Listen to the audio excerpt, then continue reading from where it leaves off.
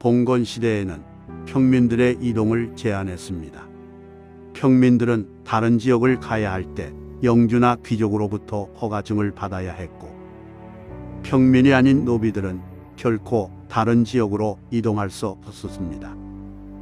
대부분의 평민들은 자신이 태어난 지역에서 일하고 세금 내고 자신의 구역을 벗어나는 것이 평생 거의 불가능했습니다. 봉건주의가 막을 내리며 사라졌던 이 제도가 환경을 살린다는 명분으로 다시 부활하기 시작했습니다. Everyone is talking about now is the Great Reset's trendy new name for open-air prison camps. The idea is to corral everyone into neighborhoods small enough to walk from one end to the other in 15 minutes. Everything you need within a half-mile radius, so that you'll never, ever have to leave.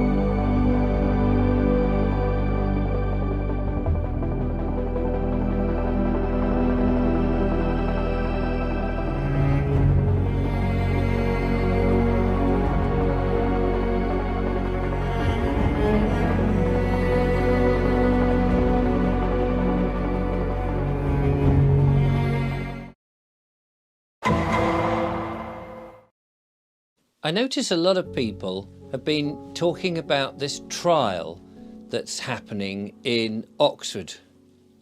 I understand that in 2024, a trial in which the city of Oxford is going to be divided up into 6 zones, and people will have their car journeys limited to 100, what would you call it, incursions into other zones in a year.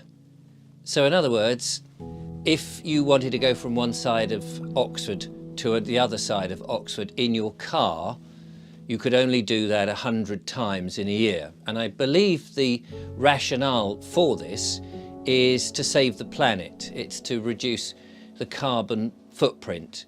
I just get the impression that it will be deemed to be successful regardless, so that it can be rolled out in all the cities. This whole idea, the fact that somebody would dream up this idea as a means to reduce the amount of journeys in a city, is somewhat insidious and quite, well, almost, would I go so far to say evil? It is very strange and extreme. I would say it's an extreme. Yes, everybody wants cleaner energy, I do get that. I can understand that nobody wants to pollute the atmosphere and all of that. Plants need more CO2 at this particular time because of, well, it is another issue, but farmers are being encouraged not to grow things, which is a little bit bizarre because of fertilizers and things like that. And I'm not too clued up on why that's going on, but it's all connected with climate change. And yet, the other thing that strikes me is that, are people really going to comply with this?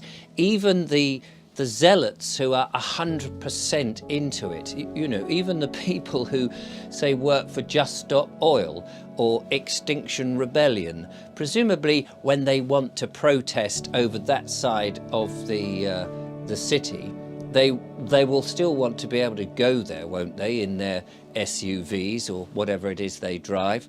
And what about the councillors themselves? Would they also be exempt? Would, if you work at all in your car, would you be exempt? I mean, I'm making the assumption that there would have to be exemptions because I can't see how else you would do it. The Great Reset, just moving along so quickly. The World Economic Forum is now advertising their brand new initiative, 15-minute cities. Oh, what does that mean?